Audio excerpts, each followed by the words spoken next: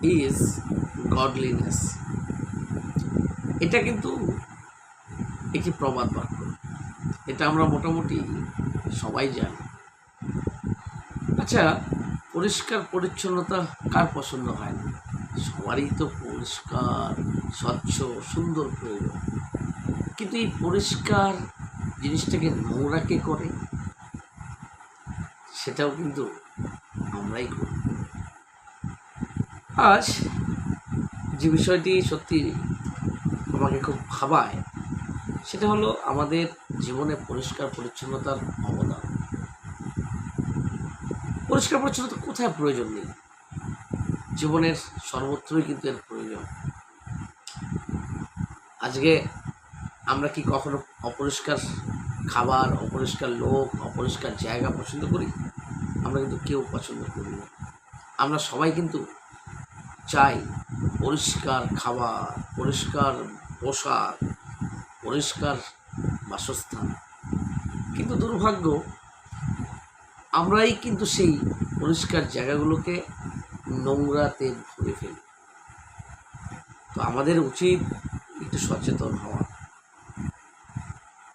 আমি আমার ছাত্রদের যেটা লক্ষ্য করি, আমার ছাত্ররা তাদের হাতের লেখা এত সুন্দর, তারা এত সুন্দর অক্ষর লেখে, যা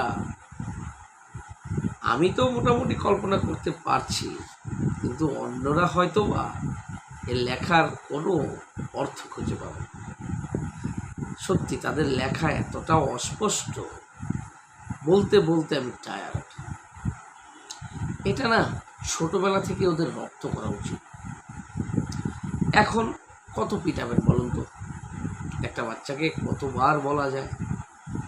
হাতের লেখা যদি সুস্থ সুন্দর যদি না হয়, তাহলে সে সঠিক উত্তর দিয়েও কিন্তু সঠিক নাম্বার কিন্তু পাবে না।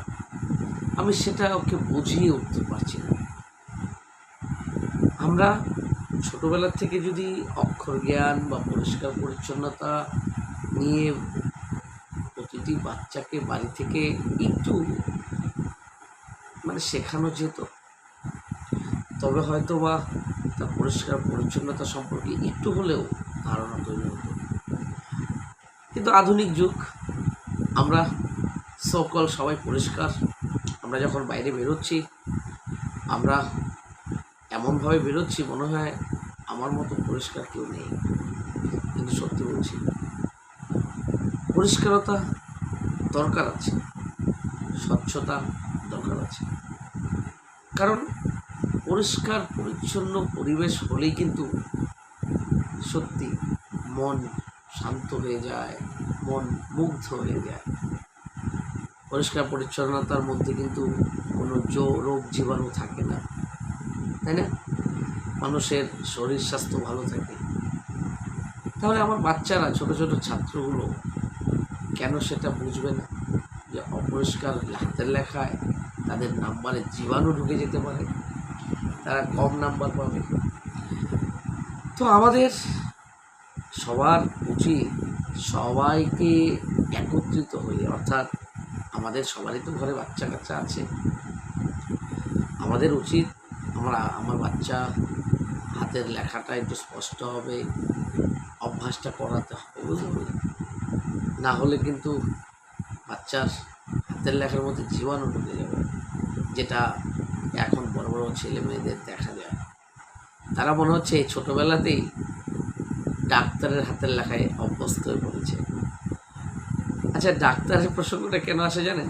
কারণ কিছু কিছু ডাক্তারবাবু আছেন, তারা এত সুন্দর লেখা লেখেন, সেটা সাধারণ শিক্ষিত লোক বুঝতে পারবে না। তো এর জন্যই ডাক্তারের হাতের লেখার সাথে তুলনা করা হয়। বেশিরভাগ ডাক্তার, সবার কথা বলছি। সো পরিষ্কার পরিচ্ছন্নতা মানে হলো জীবনের একটি সুন্দর বাঁচার রসদ। পরিষ্কার পরিচ্ছন্নতার মধ্যে ভগবান থাকে। পরিষ্কার পরিচ্ছন্ন হলে আপনি সুস্থ থাকবেন, জীবাণুমুক্ত থাকবেন, সাথে সাথে সমাজও সুস্থ হয়ে উঠবে, আপনাকে দেখে ইন্সপায়ার্ড হবে।